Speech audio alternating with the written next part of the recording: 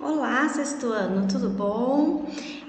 Hoje nós vamos iniciar o nosso caderno 4, no módulo 40, referente às nossas aulas de redação, né? O que nós vimos até agora? Nós vimos textos narrativos, os elementos, né, a estrutura dos textos narrativos. Vimos depois no caderno 3 os textos jornalísticos, os textos noticiosos, ok? Então, nós vamos estudar nessas aulas, no caderno 4, os textos teatrais. Vamos ver as diferenças, mas não vai fugir muito da estrutura de elementos dos textos narrativos. Vamos lá?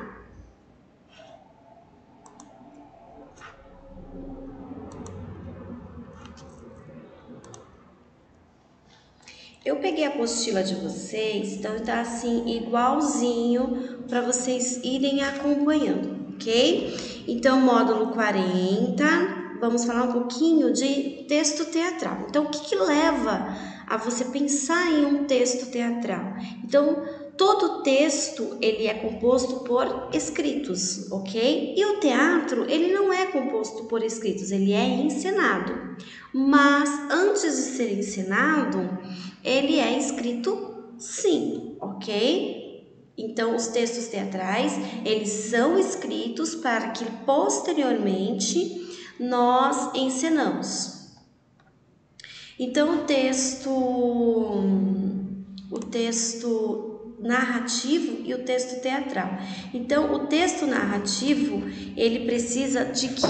De usar a nossa imaginação, né? Para quando nós estamos lendo, os leitores estão lendo, nós façamos o quê? Uma viagem, né? Nós viajamos através dos personagens, dos lugares que estão nas obras. E aqui eles deram um exemplo pra gente da Alice no País das Maravilhas, tá?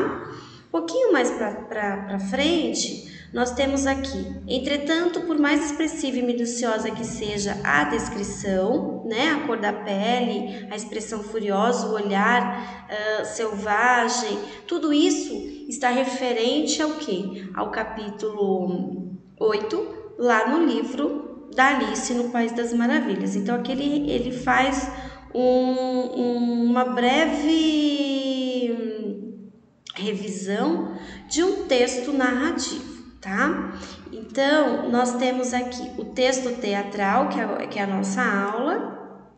Ele é escrito e serve como base a encenação. Então, o texto teatral é sim escrito para ser encenado. Então, quem participa dessa encenação? O espectador que vai ao teatro para assistir, ver lá no palco quem? Os personagens representados fisicamente, que são os atores, o ambiente, que no caso o ambiente lá no texto narrativo, ele passa a ser aqui no texto teatral, o cenário, ok? Então, nós temos aí o texto narrativo e o texto teatral. O texto teatral, ele é sim escrito para que possa ser posteriormente encenado, tá? Quem vai ser encenado?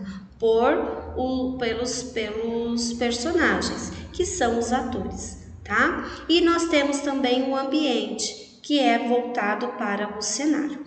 Mas aqui embaixo a gente tem um esqueminha, olha, texto narrativo e leitura. Então, acontecimentos, personagens, coisas, lugares reais ou pode ser imaginados, né? Então, a mediação do narrador, a linguagem ela é verbal, narração e um diálogo. E nós, os leitores, que façamos umas leituras e logo imaginemos, né, as situações dos textos. Mais embaixo, a peça teatral, o que compõe? Então, os acontecimentos são os personagens, as coisas, os lugares, que faz é o mesmo parecer com o texto narrativo, tá? Encenação no palco, não há mediação de narrador, porque os próprios atores, dialogam, né, entre si. Há um diálogo entre um ator com outro ator, ou um monólogo. O que é um monólogo? É apenas um cenário com um pouco de luz, um feixe de luz, onde esse ator ele fala sozinho, mas nós, a plateia, né, o espectador, está ouvindo, ok? Então, o monólogo é apenas um ator falando com ele mesmo, tá? E o espectador, que no caso somos nós, né? Usamos a nossa visão para ver e a nossa audição para escutar as falas. Aqui, na parte do texto narrativo, nós usamos o que? A leitura, porque estamos lendo textos, as imagens mentais, que é a construção do ambiente, de um personagem mental, como ele é psicológico ou físico, tá? Mais um pouquinho para frente, nós vamos falar um pouquinho da estrutura do teatro, né? Então, escrito para ser sempre representado, o texto teatral tem características particulares que diferem do nosso texto narrativo. Eles são parecidos, mas tem algumas particularidades aí. Então, falando dos textos narrativos longos, geralmente ele se divide em quê? Então, você está lendo um livro, por exemplo, eles vão ser divididos em capítulos. Então, vou ler o primeiro capítulo, leia o capítulo 20. Então, os textos narrativos que são longos, eles são divididos por capítulos. Já as peças teatrais se estruturam em atos e cenas, ok? O que são os atos? Os atos dentro de uma peça teatral, elas são divididas nas ações dos personagens, né? Então, dentro do próprio espetáculo. Então, o que diferem esses atos? Eles são marcados pelo abrimento ou fechamento da cortina. Então, fecha-se a cortina quando encerra a primeira passagem, né? O primeiro ato. Abre-se a cortina e acende-se as luzes quando vou iniciar o próximo ato, tá? Cenas. As cenas, elas são pequenas, então elas estão dentro dos atos. Então, cena 1, eu posso ter cena 1 no ato, cena 1, cena 2, cena 3 dentro do primeiro ato, tá? Então, caracterizadas pelas entradas e saídas dos personagens, a encenação e as mudanças de cena não costumam, então, ser marcadas, só apenas os atos, tá? Logo no início da leitura, você perceberá que há dois tipos de texto na peça teatral. São as rúbricas e são as falas. Então, vamos ver as diferenças. As rúbricas, onde o autor eles vão informar e dar sugestões para a encenação, para o texto teatral. Ali são descritos os cenários, vamos estar como são os cenários e os personagens, tá? E são orientados pelos atores. Então, eu tenho lá uma cena no qual o meu personagem ele tem que estar com vestimenta de época, vamos dar um exemplo, né? Um vestimenta de época, e no meu cenário ele tem que estar composto, né? Também por uma cena de época, e ali dentro das rúbricas vão onde os personagens vão falar, o que vão falar, onde eles vão se posicionar, a marcação de tempo, tudo isso, tá? As falas já são dos personagens, ok? Então, consiste já no próprio texto. Então, como eu havia dito para vocês, eles podem estar divididos em um monólogo ou um diálogo. O monólogo, quando eu tenho apenas um autor dentro de um ambiente, de um cenário, com um pouco de luz, né, um feixe de luz, falando com vocês, né? Então, só para saber um pouquinho mais, dentro dos textos teatrais, dentro do teatro, nós temos o cenógrafo, né? O sonoplasta, o iluminador, o figurinista e o maquiador. Então, todos essas pessoas vão estar ajudando nas peças, tá? Dos teatros. Vocês vão ler O Cavalinho Azul, né? Um texto de teatro também.